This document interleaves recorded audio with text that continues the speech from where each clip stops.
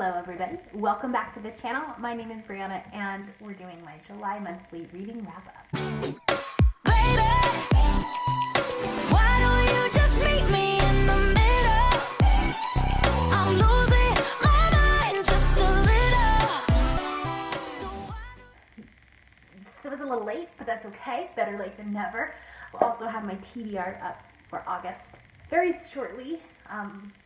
If not before this, I don't really know the order of it. July was a fantastic reading month for me.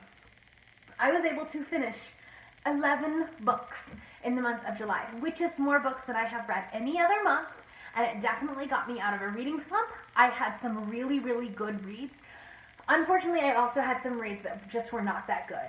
So my average is a little bit lower. So I have my nerdy stats that we're going to talk about, and then I will talk about the books specifically that I read. I always go from the book that I liked the least to the book that I liked the most. So 1 star to 5 star, or however that works out. But we'll start with the nerdy stats here first. Okay, so like I said, there is 11 books that I read in July, which is pretty crazy. So I had 1 1-star read, 1 2-star read, 4 3-star reads, 2 4-star reads, and 3 5-star reads. So some not so good books, some really good books. That makes my average out to be a 3.45. So just an average month as far as the quality of reading. If you break down the genres and all that other stuff that I read 4 young adult, 7 adult. Normally I tend to have more YAs, so the fact that I have more adult books was pretty good. I read 5 contemporary, one of those being a graphic novel, 4 romance, and 2 fantasy. I listened to 5 audiobooks, and then I had 4 physical books and 2 ebooks. One of them being the graphic novel was an ebook that I got off of Hoopla. Scribd definitely has changed my reading game over the past couple of months. I have absolutely fallen in love with this subscription, and I know there's a lot of controversy about what Scribd used to be and how it was done. There's a lot of illegal content and all this other stuff. I don't know anything about that. All I know is what it is now, and that is it's a subscription service similar to Audible, with the exception of with Audible you only get 1 audiobook a month. With Scribd you get unlimited books, audiobooks, ebooks. There's like documents you can read, all that kind of fun stuff, and it's $8.99 a month. So it's a really, really good deal, and there are a lot of the books that were on my TBR on Scribd. Not all of them, but a lot of them, especially the more popular ones. Okay, so those were the nerdy stats. Let's talk about the books that I read during the month of July. So I'm going to start with the 1-star read, and that was one of my TBR jar picks for the month, and that was Double by Jenny Valentine. This is a young adult contemporary about a boy who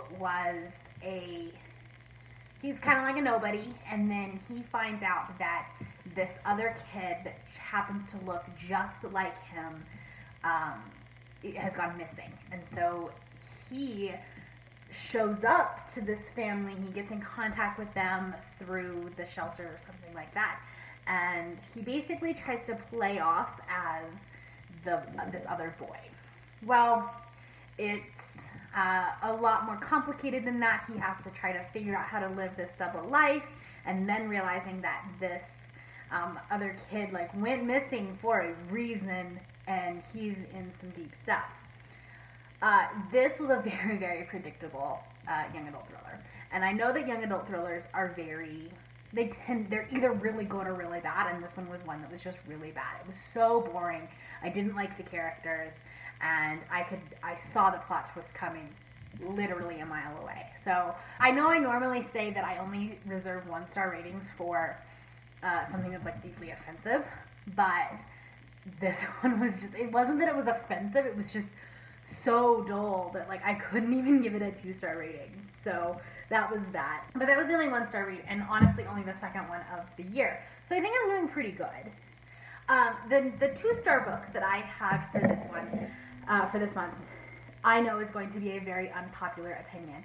There are so many people on BookTube that absolutely love this book, that this is like top book of the year, that this is just, it's a beautiful book, and I'm really disappointed that I didn't like it. I had really, really high expectations for it, partially because everything that I've heard on BookTube, but also just because it's such a beautiful book physically, that I really wanted to like it, so that I can showcase it and take pictures of it and, you know, fun stuff like that.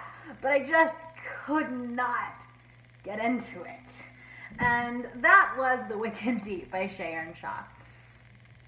I know that I am in the vast minority of people that did not like this book. This is about this is about a small town in Oregon called Sparrow. And back in the 1800s, there were 3 girls that were presumed to be witches, and so they were drowned. And now, on the 1st of June every year, up until the summer solstice, so about 3 weeks, they come back to life, and they inhabit the bodies of 3 girls in the town. And they basically try to seduce the boys in the town and then kill them by like bringing them into the water, and they drown.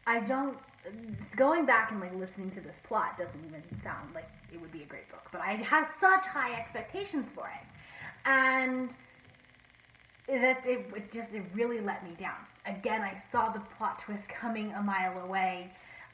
But what really, really bugged me about this book was the insta-love. There's a romantic couple, one of the girls in the town, and then one of the boys who's a tourist, or who has come to the town specifically to investigate these 3 girls, the 3 witches, and they end up together, and they end up like in love with each other in 2 weeks, and I couldn't get into it. There was no reason why those 2 people should have been together. They didn't have common interests. They didn't have. They were not similar people, and so the fact that they were together, at first she was just like pitying him, and then it snowballed, and I just could not get on board with it. So I'm sorry, BookTube, but this is not a book that I really loved. Okay, so those were the disappointing books of the month. We're gonna go on to the 3-star reads, which means that they were pretty okay. You know, the first book that I actually listened to during the month of July. I started it during the month of June, but didn't quite finish it, so I added it into July's numbers, and that was Roomies by Christina Lauren. Now, I had read Autobiography by Christina Lauren in June, and I also read another Christina Lauren book, which I will talk about here in a minute, and I really, really enjoyed those books. So I was really hoping that this book would be kind of the same, and I would really enjoy it. Unfortunately, it was okay, but it wasn't everything I had hoped for. The book is a fake marriage trope, and it follows Holland, who is the niece of a Broadway producer or a Broadway music director or something, I don't know.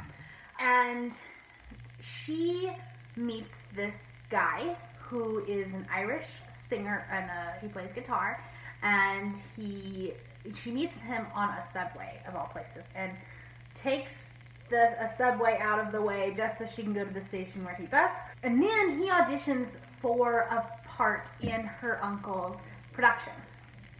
But he's not a legal immigrant, so he doesn't have a green card or anything like that, so he actually can't get the part because you have to be a citizen, obviously, to work. And so they go through the whole ordeal of basically Holland marries Calvin just to so that he can get that part. The premise of it sounded really good. I just didn't love the characters. They were very flat. I really would have enjoyed something where I just wanted more detail, more backstory. I don't know. They just seemed very two-dimensional and very flat to me. The storyline was really good. The steamy scenes, pretty good, but not my favorite Christina Lauren book that I have read. During the month of July, I participated in the Smut-a-thon, which was week-long readathon just about like reading romance and, you know, those light, fluffy books that have no substance but are fun to read. And so I read 3 of those books. So I'm going to talk about those, couple of those right now. 2 of them were 3-star books. So one of them was Royally Screwed by Emma Chase. I listened to this on Audible, or not on Audible, on Scribd. And it was actually a really good book. It was a trope that had been done multiple times over. So it was about this rich prince who is a playboy, and then he is forced into marrying somebody in this next 6 months. So he has 5 months to play around. So he meets this woman and somehow ends up actually falling in love with her. And it was actually a really good book. And there, again, not a lot of substance. It was a romance novel. But the steamy scenes were really good. And definitely, this is part 1 of, I think, a trilogy. And I think I may actually probably go and continue on in that series eventually. They are all on Scribd, and so I, you know, might pick them up in the future. The other book that I picked up in the middle of Smut-a-thon was a book that I had on my Kindle as part of Kindle Unlimited, and it just been on there for so long, and I just kind of wanted to get it off and get it finished, and that was Roomies with Benefits, and that was by Amy Brent. And this was a really cute book. It was a fake dating trope about a girl who gets evicted from her apartment because she lost her job, and so she moves in with her brother's best friend, who happens to be like this fit physical trainer and really hot, and you know, things happen. And so she ends up fake engaged to him because her ex-fiance has been stalking her and like showing up to dinner reservations that she goes to and the gym and all these other things. So she tells him that, hey, I'm engaged, this is my fiance. I really liked this book until the very end when there was like this like plot twist that didn't need to happen, to be honest. And I think it would have ended better had we not had that. And that's the only reason I actually gave it 3 stars instead of 4 stars, because other than that, the book was really, really enjoyable. The next 3-star book that I read part of it and then listened to part of it on audio just because it was a really big book, and well, it wasn't big, but it was really dense, and that was The Woman in Cabin 10 by Ruth Ware. This is an adult thriller about a woman who is a reporter, and she gets to go on a luxury cruise with other reporters, basically on its maiden voyage, and there are, you know, other people trying to basically sell it and be able to write articles about it. This fulfilled the challenge for reading a book set at sea for the Pop Sugar Challenge.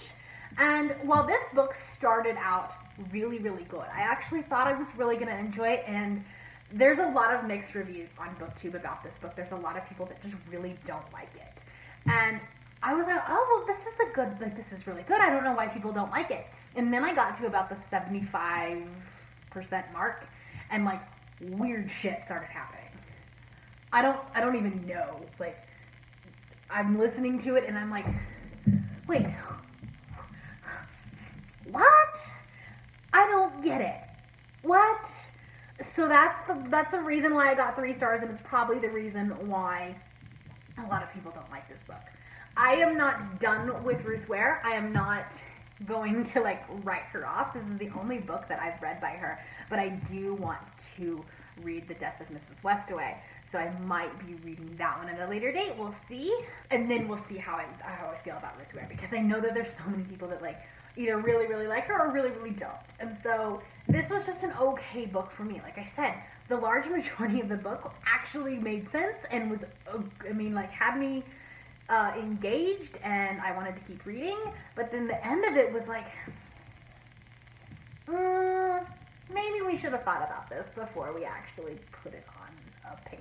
On to my 4-star books, and I'm going to start with one of the books that I read during the Smut-a-thon, and that was Christina Lauren, Dating You, Hating You. Like I said, I did get to read another Christina Lauren book, and I actually really, really liked this one. And so this was a office romance, sort of. This was a book follows the story of two Hollywood agents at different firms, and then his firm is kind of absolved by her firm, and so then they end up having to basically work in the same position and fight for their job. So then it becomes it's not a hate to love romance trope, because they start out they're dating, they met at a Halloween party, they really liked each other, and then like things are okay, and then so it's a love to hate to love trope. I mean, I don't know if it's a thing, but that's kind of what happened. This was a really good book. I loved the characters in this book, and I'm not going to give away too much because obviously, like, it's a romance book and it uses a really popular trope, and so there's not a lot I can say about it without giving spoilers. But this was probably, other than autobiography, this was probably one of my favorite Christina Lauren books that I have read recently. So I definitely recommend it. The next 4-star book that I read was the beginning of Booktubeathon. I wanted to get a little tiny book out of the way so that I could at least say that I succeeded in doing something, and that was Giant Days Volume 1. This is a graphic novel that follows at least the first one, follows 3 college students, and they're adorable, and they're so cute. They have such different personalities. So you have like the one who is just kind of beat down by life. She's a realist. She's more like she's very cynical. But she's kind of the parent of everybody. And then you have the really dark and brooding and mysterious, but she's really fun too. She reminds me of, what's her name on Gilmore Girls? Lucy? I think her name's Lucy. It's been a while since I watched that show. But yeah, she's just like the mysterious, but really funny character. And then there is, and I'm really bad at like remembering people's names because I've read a lot in the last week, especially with Booktubeathon. But there's like the homeschooled girl who's super sheltered and conservative, and then like starts liking this girl and has no idea what to do with those feelings. So that was really, really good. I loved Giant Days, and I will definitely be picking up the next few volumes. They're all on Hoopla, so I'm excited about that. So I'll definitely be picking them up. I think I already borrowed Volume 2. During the month of July, I got to read 3 5-star books. So a very good month for 5-star books again. One of the highest months. So we'll talk about those real fast. The first one I'm going to talk about is more a honorary 5-star read, although this is probably one of my favorites in the series as far as the movies, and that was Harry Potter and the Chamber of Secrets by J.K. Rowling. I'm not going to go into detail about this one, but Chamber of Secrets was always one of my favorite movies, and so I had no doubt that I was going to love this. I did listen to it on audio. It was the Jim Dale version, and I think I listened to it in like a day and a half. I did have to drive up to Denver a couple of times, I think, and so that helped. The next 5-star book was one of my first ones of the month, so that's exciting. I got to kind of start off on a bang. There we go.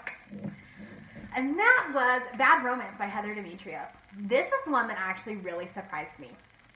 I saw so many people a few months ago, like 4 to 6 months ago, putting this book on their TBR or on their book hauls, mostly just because it's a beautiful book. And if I hadn't already read it, this one definitely would have been on my Booktubeathon TBR. But this is about a girl who she's a high school junior, and she's a theater geek. She loves musicals and all that fun stuff, and she likes being, she's in her school play, or she's the stage manager.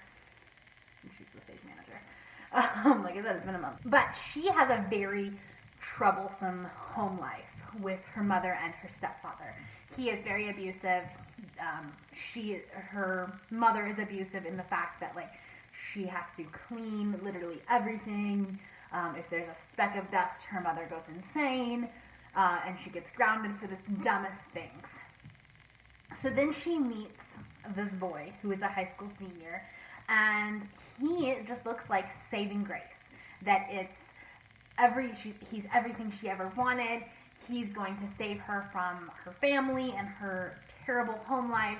And obviously, things are not as they seem. The narrative is very interesting, and there's a lot of people that don't like it, but I loved it. It was basically her writing a letter to herself, and so you're going back and you're reading it, and you're reading it as past tense, and so she alludes to things like, I love the way that he did such and such, or he said these things, but a year later, I won't feel the same way, or there'll be the death of me, or it's just, so like, going into it, this is not a good relationship, but it's just a way of like your mental processing it, and it was so touching, and this book was just so real, and it's, even though like I have no personal experience of a physically abusive relationship, that I still could so relate to her, more on an intellectual level, but it was a powerful, powerful book. So obviously there are trigger warnings for abuse, emotional abuse, physical abuse.